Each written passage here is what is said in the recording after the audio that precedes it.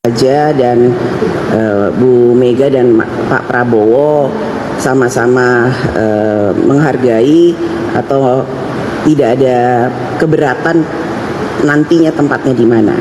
Kemudian penambahan kementerian dan komisi sedang dikaji. Ini kan masih ada waktu sampai 20 Oktober. Jadi kita akan mengkaji dengan sebaik-baiknya bagaimana mekanismenya sehingga tidak ada hal-hal yang kemudian terlewati sehingga nantinya ada yang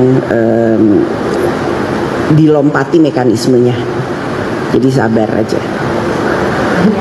Deh, Mbak izin saya Firda dari Detikcom mau tanya Mbak, beberapa waktu lalu sempat mencuat isu yang dihembuskan oleh salah satu politikus PDIP juga bahwa Mbak Puan disebut-sebut akan menggantikan Wapres Mas Gibran. Nah ini sebetulnya dari Mbak sudah monitor, sudah mendengar dan bagaimana tanggapannya begitu Mbak? Terima kasih.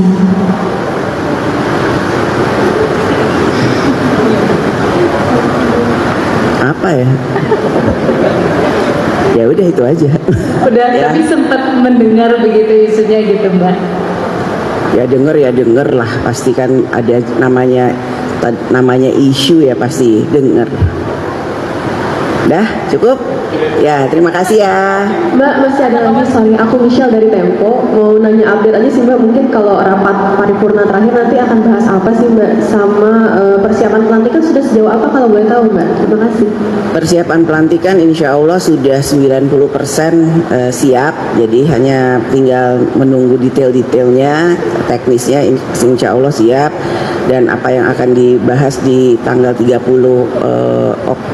September paripurna terakhir menyelesaikan hal-hal yang nantinya harus ditindaklanjuti oleh anggota atau pimpinan baru DPR di periode selanjutnya, dan menyelesaikan juga hal-hal yang baru bisa diselesaikan pada tanggal 30 September yang akan datang, seperti laporan-laporan dari pansus-pansus yang kemarin baru menyelesaikan rapat-rapatnya. Jadi nanti apa agendanya, bagaimana apa saja, pasti tanggal 30 September akan kami beritahukan. Ya, makasih ya. Terima kasih ya. Ini rapat kerja terakhir. Makasih ya udah mendukung DPR terus.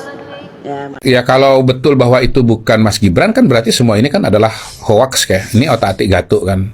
Ini Mas Gibran, ini Mas Gibran. Saya nonton tuh ada di salah satu YouTube itu. Ini Mas Gibran ngomong begini, ngomong begini. Kutipan dari Fufafafa itu yang isinya kasar-kasar semua lah gitu. Tapi kalau betul ini bukan dari Mas Gibran, berarti kan sama sekali tidak ada dasarnya mengaitkan dengan Mas Gibran gitu. Yang nulis orang lain kok Mas Gibran yang dituduh. Saya baca juga Andrew siapa ya, pendiri Kaskus ya. Ini kan Kaskus ya, akun Kaskus ya. Dia bilang ya it can be anybody, dia bilang. Nggak bisa dikonfirm karena pada masa itu mudah sekali membuat akun, nggak perlu memasukkan nomor, cukup akun email saja gitu. Jadi kita tahu bahwa di dalam media sosial anonimitasnya kan tinggi ya, terutama di masa lalu, sehingga kemudian ada yang namanya akun alter ya, dan yang lain-lain. Memang trio macan lagi top nih ya. Iya, kan memang begini, anonimitas membuat orang itu kehilangan tanggung jawab. Ketika sudah tidak ada tanggung jawab, maka kemudian dia sembarangan aja ngomong gitu, termasuk yang namanya hoax. Ya kita nggak usah ngomong 2019 lah. Pada hari ini pun, ketika syarat-syarat untuk membuat akun sudah semakin ketat, nyatanya tetap banyak kan akun-akun hoax. Pada hari ini, akun hoax yang menyebut bahwa saya itu sudah mengetahui hasil pemilu kan nggak ditangkap juga, nggak diproses juga, dan setahu saya akun itu tetap aktif kok. Tetap memproduksi konten-konten yang selalu menyerang dan mengeluarkan hoax, nggak mudah juga pada hari ini gitu loh. Apalagi kalau kita bicara akun masa lalu yang jauh lebih mudah untuk membuat yang syarat-syaratnya jauh lebih ringan dibandingkan dengan sekarang ini. Justru itu makanya kita menjelaskan ini karena kita paham motivasinya, modus operandinya kita paham. Ini kan modus operandinya kan sudah beberapa waktu ini selalu berusaha untuk memecah hubungan baik antara Pak Jokowi dengan Pak Prabowo dan antara Pak Prabowo dengan Mas Gibran gitu. Karena Pak Jokowi sudah mau selesai, kemudian Pak Jokowi juga mau dipecah dengan Pak Prabowo selama ini gagal. Ini kan ada upaya baru untuk memecah Prabowo dan Gibran gitu. Supaya Pak Prabowo-nya ya ilfil kepada Mas Gibran. Itulah. Itu kan bagian dari upaya memecah belah. Dan karena itulah perlu dijelaskan konteksnya. Pertama bahwa itu akun sudah dijelaskan oleh Menkominfo, sudah dijelaskan oleh pendiri Kaskus, bukan Mas Gibran. Itu satu. Yang kedua, kalaupun misalnya Mas Gibran, konteksnya adalah perbedaan sikap politik atau posisi politik pada waktu itu. Tapi motif utamanya apa sih orang mau mendorong perkelahian antara Pak Jokowi dan Pak Prabowo hari ini? Kita tahu Pak Jokowi udah mau habis gitu kan. Yang mana kalau Pak Jokowi habis, dengan otomatis ya pengaruhnya ya akan berkurang dengan sendirinya tanpa harus berkonflik atau apa gitu ya. Tapi apa logiknya apa sih? Satu, ada yang mau mendekat kepada Pak Prabowo. Nah, kalau mendekat kepada Pak Prabowo supaya lebih dekat, sebaiknya yang Gibran pinggir gitu. Ya, supaya Pak Prabowo lebih dekat dengan yang nyerang ini ketimbang dengan Mas Gibran. Yang kedua, kalau misalnya Pak Jokowi atau Mas Gibran ditinggalkan atau disingkirkan oleh Pak Prabowo, maka Pak Jokowi dan Mas Gibran akan terpuruk gitu.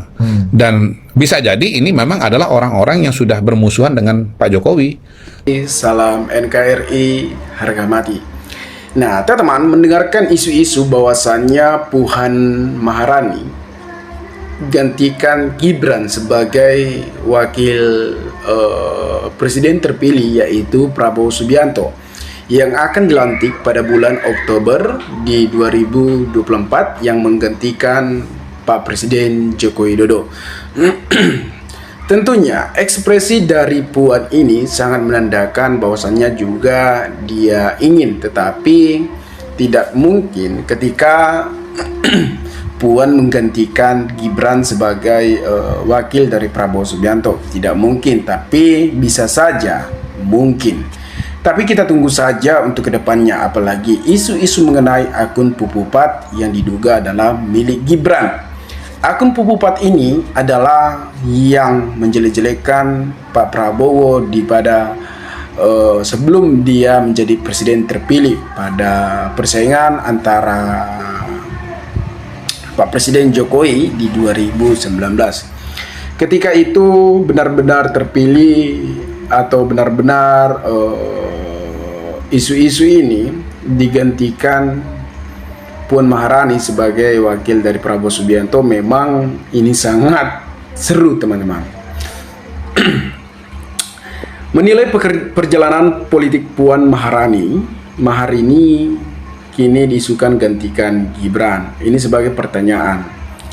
Puan Maharani tengah jadi perbincangan karena diisukan gantikan Gibran Raka Buming Raka menjadi wakil presiden ataupun wapres. Hal ini mencuat setelah dibicarakan oleh John Storus di kanalan YouTube. Gara-gara Pupupat Gibran bisa gagal jadi wakil presiden yang diunggah pada Sabtu 21 September di 2024. Dalam video tersebut, John Storus mengatakan bahwa Puan Maharani masuk dalam pergantian ataupun terdaftar penggantian Gibran. Banyak yang memberi pendapatan atau berpendapatan bahwa Ibu Puan Maharani akan diusulkan menjadi wakil presiden. Namun kini belum ada ternyata resmi dalam atau dari pihak Prabowo Subianto dan Puan Maharani mengenai hal ini. Keduanya saat ini sedang dalam pembahasan untuk mengadakan pertemuan bersama dengan Ketua Umum PDIP Megawati Soekarno Putri.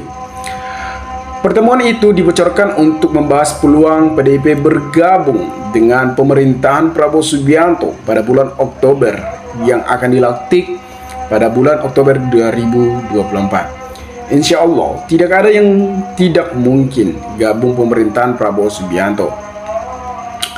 Perjalanan politik Puan Maharani diisukan menjadi pengganti Gibran Raka Buming Raka untuk menjabat sebagai wakil presiden.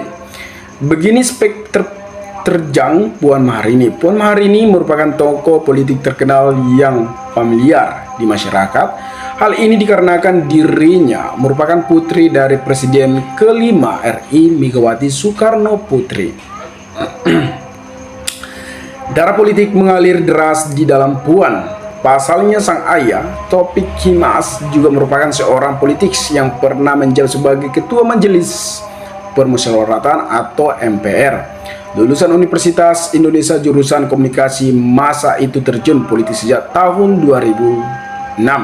Saat ia bergabung dalam DPP Komitmen Nasional Pemuda Indonesia, ia kemudian tertunjuk menjadi Ketua DPD PDIP Prode 2007 sampai 2010. Puan kemudian menjalang peruntungan sebagai Senayan sebagai calon anggota legislatif pada 2009. Daerah-daerah memilih Jawa Tengah, meliputi Solo, Sukoharjo, Daya Boyolali. Ia pun lolos dan meraih perolehan suara terbanyak kedua di tingkat nasional pada pemilihan anggota legislatif saat itu. Di lembaga legislatif ia dipercaya sebagai ketua faksi DPIP Perjuangan DPR RI tahun 2012 sampai 2014. Dengan isu-isu akun Pupupat, teman-teman, apakah bisa Gibran digantikan oleh Puan Maharani? Tentunya agak sulit, tapi tidak ada yang tidak mungkin ketika PDIP bergabung dalam pemerintahan Pak Prabowo Subianto. Kalau soal pengalaman, tentunya pengalaman lebih banyak Puan Maharani karena mengalir darah partai-partai politik atau politik yang sangat kuat, apalagi Ibu Megawati Soekarno Putri, presiden yang kelima. Tapi memang agak sulit, teman-teman. Tapi akun Pupupat ini belum terbukti apakah itu milik Gibran atau tidaknya. Saya juga masih mencari dan saya juga akan menggali apakah itu akun Pupupat tersebut adalah milik Gibran. Ketika terbukti, maka Gibran akan disukan, akan digantikan. Kemungkinan saya tidak mengatakan akan diganti, tetapi ketika itu akun Gibran, maka kemungkinan besar Gibran akan digantikan sebagai wakil dari Prabowo Subianto. Teman-teman, isu-isu ini bahwasannya adalah isu yang sangat menarik untuk kita bahas. Dan kita lihat juga ekspresi dan penyampaian dari Puan Maharani. Mungkin teman-teman juga sudah mendengarkan penyampaian dari Puan Maharani tersebut. Adalah Putri Soekarno Putri, presiden yang kelima. Puan Maharani adalah orang yang memiliki darah politik yang sangat kuat. Saya juga mengakui bahwasannya beliau adalah politik yang sangat kuat. Teman-teman, melihat hal ini memang agak sulit, dan isu-isu bahwasannya penyerangan-penyerangan bagi keluarga Pak Jokowi juga sangat banyak. Saya sendiri juga tidak bisa mengatakan bahwasannya kepemimpinan dari seorang Pak Presiden Jokowi, seorang yang lainnya, tentunya kita menghormati setiap hal-hal yang kita lakukan, teman-teman. Teman-teman, mungkin sekian dari saya. Mungkin teman-teman juga ingin memberikan tanggapan, maka berikanlah tanggapan teman-teman di kolom komentar agar kita bisa saling tukar pikiran satu antara lain. Salam inspirasi, salam NKRI, GR 2045 melaporkan.